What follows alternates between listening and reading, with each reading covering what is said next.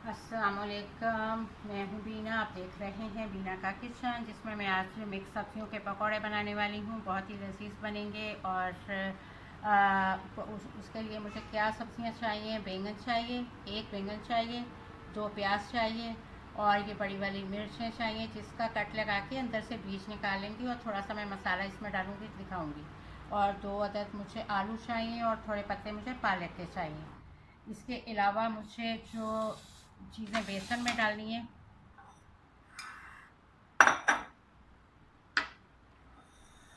ये 1 प्याला बेसन का है, ये चाहिए। और इसमें 2 चम्मच कॉर्नफ्लोर के डालें। अगर चावल का आटा हो तो वो डाल सकते हैं, अगर ना हो तो आप कॉर्नफ्लोर भी डाल सकते हैं। इससे भी क्रिस्पी और अच्छा रिज़ल्ट आएगा इसका। और इसमें इसमें जो मैं और चीज़ें डालूँगी वो मैं बता देती हूँ। अभी मैंने बेसन और कॉर्नफ्लोर डाला है, और इसमें थोड़ा मीठा सोडा जाएगा, और अदरक लहसुन का पेस्ट जाएगा, ये 1 टीस्पून है। और कुटी हुई पिसी हुई ग्रीन मिर्चें हैं, वो भी 1 चम्मच है। और कुटी हुई रेड मिर्चें जो कि 1.5 चम्मच है।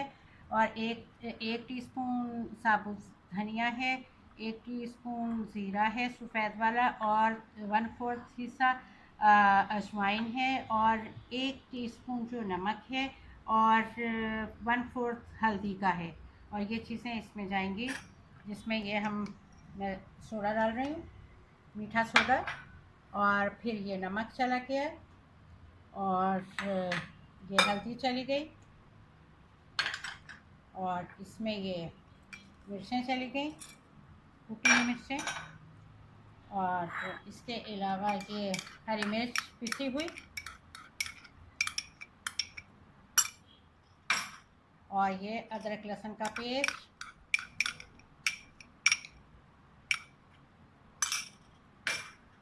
और ये अजवाइन है। इसको थोड़ा सा आप अपने हाथ पे डालें, और हाथ पे डाल के इसको थोड़ा सा मसल लें, इसकी बहुत अच्छी खुशबू और टेस्ट निकलेगा।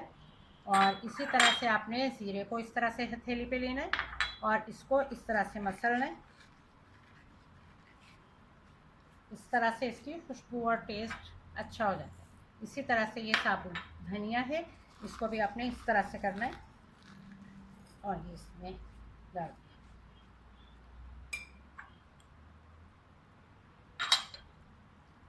इसके बाद इसको आपने अच्छी तरह से मिक्स करना है।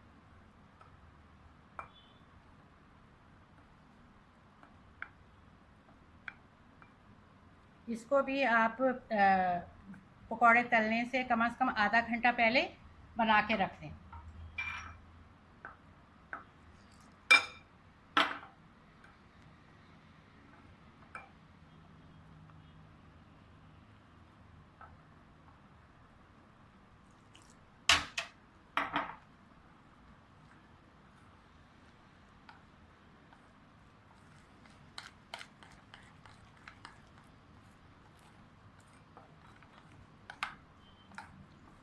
बस बहुत ज़्यादा पतला नहीं करना, ताकि उसके ऊपर इसकी अच्छी सी तय आ जाए सब्जियों के ऊपर। बस आप इस और पानी नहीं जाएगा, इसको अच्छी तरह से मिक्स करना है, और इसको आधा घंटा आप छोड़ दें। और मैं भी इसको मिक्स करके आधा घंटा छोड़ दूँगी, और फिर मैं आपके सामने सब्जियों को काट के और बनाऊँगी, फ्राई करूँगी तो आपके सामने। बस ये तकरीबन हमारा तैयार है। बस ये हो गया। ये बेसन मेरा हो गया।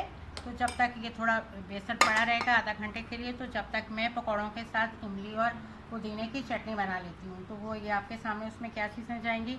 ये पुदीना एक गट्टी मैंने धो के तोड़ लिए इसके पत्ते, और ये इमली को भिगो के उसका पल्प निकाल लिया, और हरी मिर्चें 3 जाएंगी इसमें, और ये कुटी हुई लाल मिर्चें 1 टीस्पून जाएगा, और ये 5-6 जवे लहसुन के हैं जो जाएंगे, और 1 छोटा चम्मच इसमें नमक का जाएगा। और ये हम शुरू करते हैं। ब्लेंडर लिया, और सबसे पहले हमने इसमें ये पुदीना डाला, ये लहसुन डाल दिया, नमक डाल दिया इसमें, और ये इसमें हमें 3 हरी मिर्चें चाहिए, वो मैं काट के डाल देती हूँ।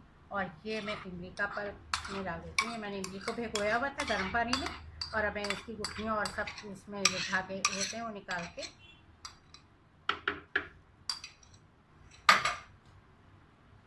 अभी 3 हरी मिर्चें जाएगी इसमें।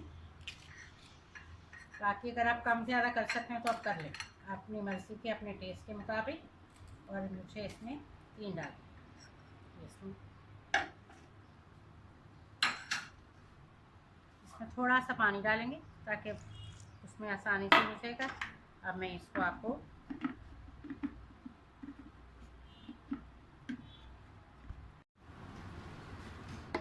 ये चटनी बन गई है।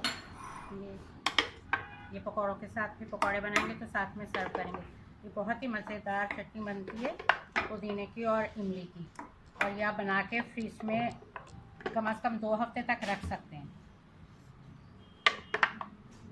इसे उसमें जार में डाल के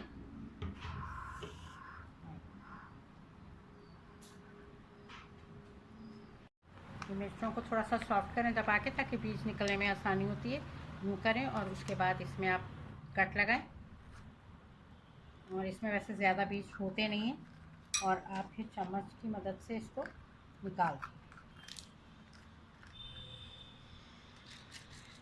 ये बिल्कुल बीज निकल आए।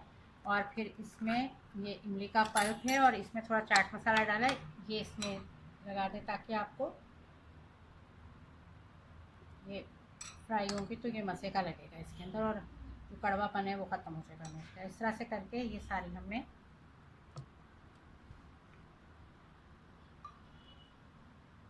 बस थोड़ा थोड़ा लगाना है ताकि फ्राई करते हुए इसका ये अंदर से निकल ना आए बाहर।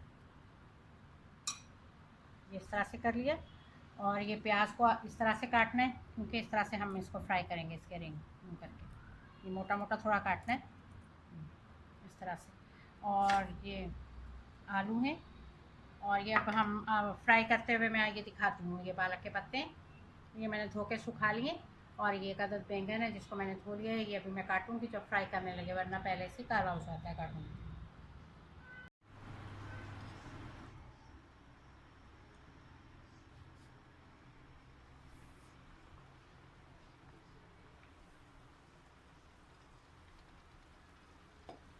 अच्छी तरह से ये लगा के बेसन पूरा लगना चाहिए।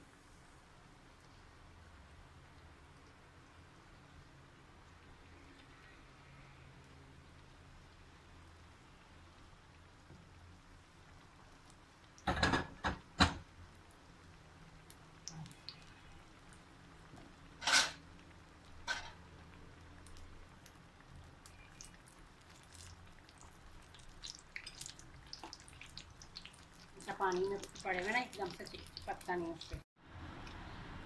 आलू के बन गए, आलू के निकाल लिए। अब मैं इसमें डाल रही हूँ बैंगन के। बहुत मोटा मोटा नहीं लगाइएगा बेसन।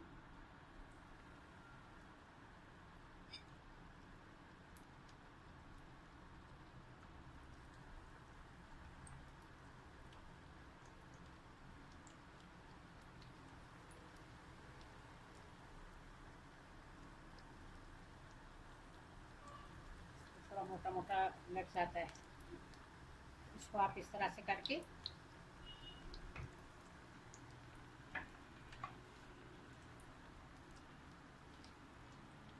भी। प्याज के बाकी हैं हमारे, पालक के बाकी हैं, और मिर्चों के।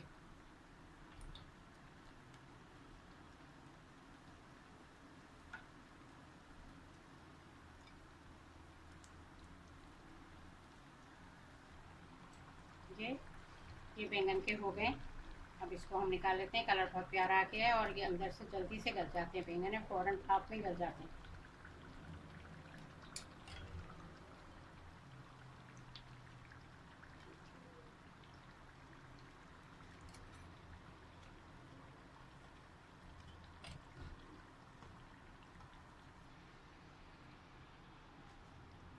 पहले आलू के बने, अब ये बैंगन के बने।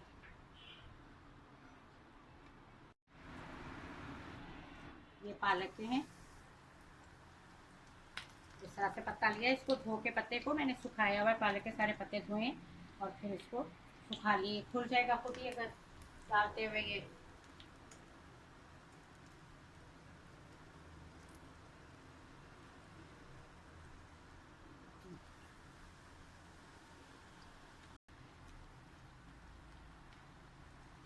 इसमें बहुत प्यारा कलर आ गया इस पर पालक के पत्ते। बहुत ही मज़े के ये पकौड़े बनते हैं। यकीनन सब लोग बनाते होंगे, मगर हर किसी के हाथ का टेस्ट अलग होता है, तरीका अलग होता है।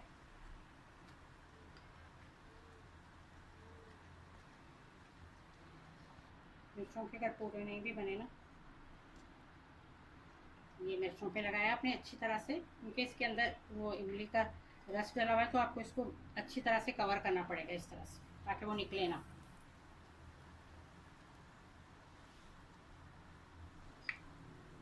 अच्छी तरह इसकी कोटिंग करके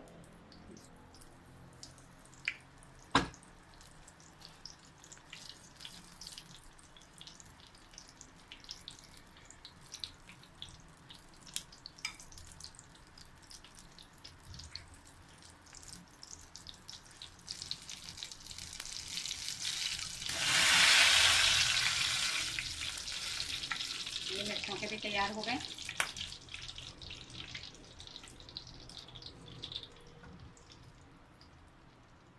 अब हमारे प्याज के रह गए, अब हम प्याज के बनाएंगे। ये प्याज के इस तरह से गोल गोल रंग काट के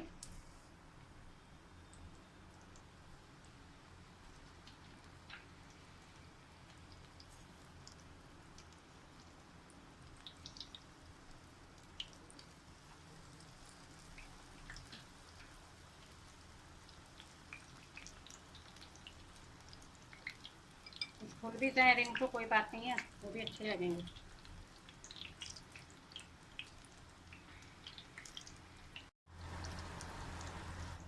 ये प्याज के भी हमारे हो गए, सबसे लास्ट वाले थे। ये